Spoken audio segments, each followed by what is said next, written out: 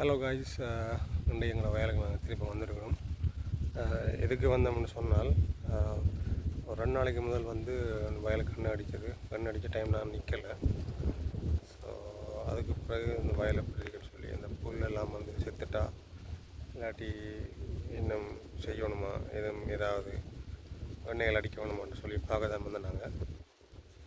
அப்போ நீங்கள் பார்க்குறது தான் எங்களுடைய வயலுக்கு வந்தாலே இதமான ஒரு காற்று அண்டு ஒரு பச்சை பசையிலன்று தான் எங்கே பார்த்தாலும் இருக்கும்.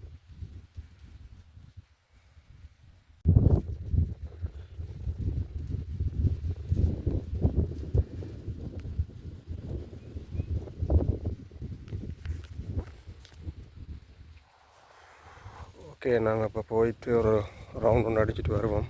அடிச்சுட்டு அப்படியே வீட்டை போகிறது. ஸோ நீங்களும் பார்த்து இந்த பச்சை பசையிலான இந்த வயலை பார்த்து நீங்களும் ரசிங்க.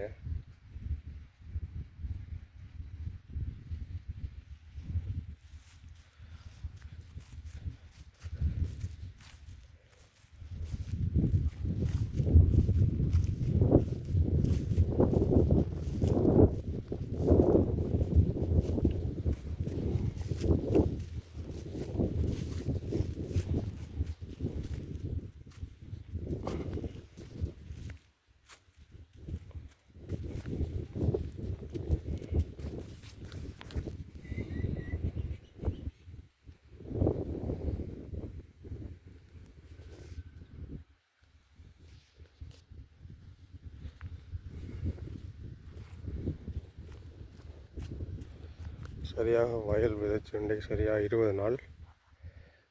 நாளில் வந்து ஒரு வேளாண்மை வயலில் வேளாண்மை வந்து இப்படி தான் இந்த அளவு சைஸில் தான் இருப்பார்.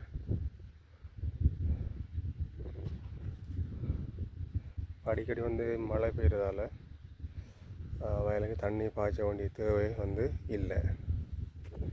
அது ஒரு ப்ளஸ் பாயிண்ட். இதே நம்ம காலை போகும். அதாவது ஏப்ரல் மந்தில் வயல் செஞ்சோம்னு சொன்னால் அந்த டைமில் ஸ்ரீலங்காவில் மழை பெய்யாது, ஃபுல்லாக வெயிலாகத்தான் இருக்கும்.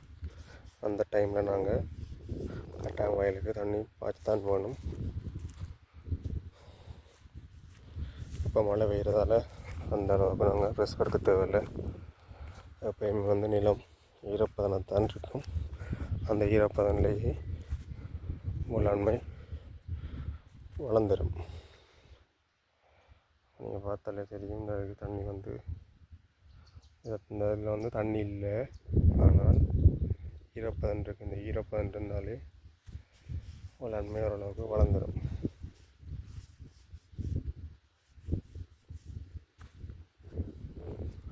அது டிபெண்ட் ஆகிருக்குது இல்லைன்னு சொன்னால் வேளாண்மை இனத்தில் இருக்குது. சில வேளாண்மை பயிர் வந்து தண்ணி இல்லாமல் நிறைய நாளைக்கு இருக்கும், தண்ணி தேவைப்படாது. சில வேளாண்மை அந்த கீரை சம்பா, அந்த வெள்ளை இனங்கள் டைம் பாய்ச்சி ஆகும்.